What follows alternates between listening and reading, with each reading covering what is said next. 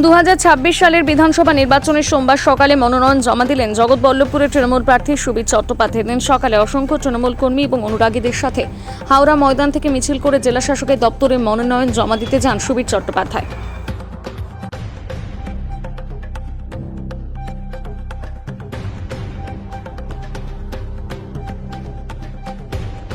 ক্রিয়া আজকের মানুষের স্বতঃস্ফূর্ততা প্রমাণ তো করেই দিচ্ছে।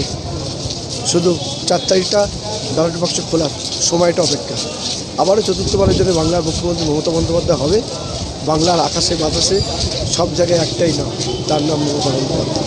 দাদা, পোস্টার বয় থেকে তৃণমূলের পোস্টার বয় আপনি শুরু করেছিলেন, আজকে একেবারে বিধানসভার দৌড় করে, অর্থাৎ আপনি বিধানসভায় নমিনেশন দিয়ে যাচ্ছেন, কি বলবেন? এই দলটার নাম তো তৃণমূল কংগ্রেস, এটাই তো মমতা বন্দ্যোপাধ্যায়।